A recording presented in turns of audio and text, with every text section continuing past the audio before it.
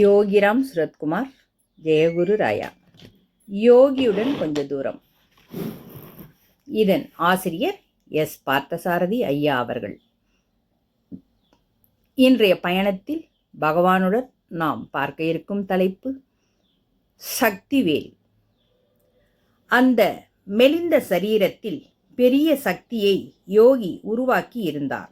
1986 யோகியின் பக்தர் முத்துவேலின் உந்துதலினால் சக்திவேல் யோகியை முதலில் தரிசனம் செய்தார். வாழ்வில் ஏற்பட்ட குழப்பத்தினால் தடுமாறிய சக்திவேலுக்கு யோகி உறுதுணையாக இருந்தார். யோகியின் யோக பெருநிலை சக்திவேலை ஆகர்ஷித்தது. அவர் வாழ்வையே மாற்றியது. வாழ்க்கை ஒழுங்குபடத் தொடங்கியது. யோகியே வாழ்வாக மாறியது. நாளடைவில் தனக்கென சேர்ப்பதை பாவமென சக்திவேல் கருதினார். இல்லற வாழ்க்கை அவர் வாழ்வின் அத்தியாயத்தில் இல்லாமல் போனது. சென்னையில் ஒரு உயர்நிலை பள்ளியில் ஆசிரியர் தொழிலில் அவருக்கு அனுக்கிரகிக்கப்பட்டது. தன்னிடமுள்ள அனைத்தையும் கொடுப்பதற்கே இப்பிறவி கொடுக்கப்பட்டதாக அவர் நம்பினார். யோகியின் தரிசனத்தால் அவரது வாழ்க்கை ஆன்மீக பாதையில் செல்ல ஆரம்பித்தது. யோகி அவரை தமது அந்தரங்க தூதராக கருதினார். எவரேனும் அன்பருக்கு செய்தியோ பிரசாதமோ அனுப்ப வேண்டுமெனில் அது சக்திவேலின் மூலமாக அனுப்புவார். யோகி சொன்ன வேலையை எந்த குழப்பமுமின்றி செய்வதில் சக்திவேல் கவனமாக இருந்தார். யோகி சரித்திரத்தில் நடந்த பல உள்ளார்ந்த சம்பவங்களுக்கு சக்திவேல் மட்டுமே சாட்சி. பிற்காலத்தில் காஞ்சி பரமாச்சாரியாரின் பிரியமான சீடர் ரா கணபதிக்கு இறுதி வரை சேவை செய்ய சக்திவேலை பணித்தார் யோகி.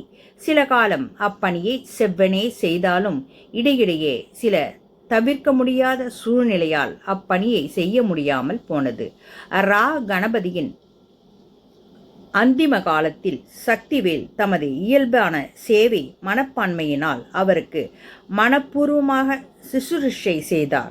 இறுதியில் ரா கணபதி எனும் மாபெரும் பக்தர் சக்திவேலின் மடியிலேயே தன்னுடலை நீர்த்தார். யோகி சென்னை மருத்துவமனையில் சேர்க்கப்பட்ட நாளிலிருந்து யோகிக்கு சக்திவேலும் நண்பர் பார்த்திபனும் செய்த மகத்தான தொண்டு மறக்க முடியாதது.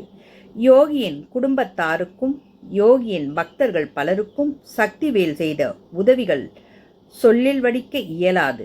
யோகி மா தேவகி வேத பாடசாலை ட்ரஸ்ட் என்ற அமைப்பை உருவாக்கி யோகிராம் சுரத்குமார் ட்ரஸ்டை தேவகி அம்மையாரின் ஆளுமைக்கு கொண்டு வந்த பத்திரத்தில் சென்னை உயர்நீதிமன்றம் ஓய்வு பெற்ற நீதிபதி அருணாச்சலம் அவர்களோடு சக்திவேலையும் சாட்சி கையெழுத்திட வைத்ததும் யோகியின் நம்பிக்கைக்கு சக்திவேல் எந்த அளவுக்கு பாத்திரமாய் இருந்திருந்தார் என்பதை பறைசாற்றும். திருமணம் செய்து கொள்ளாமல் தன் வாழ்வையே யோகியின் சேவையில் அர்ப்பணித்து கொண்ட சக்திவேல் ஆசிரியராக பணிபுரிந்து கொண்டிருந்தார். யோகியே தியானித்து தவ வாழ்க்கை நடத்தி வருகிறார். யோகியின் அணுக்கத் தொண்டரில் சக்திவேல் ஒருவர். யோகிராம் சுரத்குமார், ஜெயகுரு ராயா.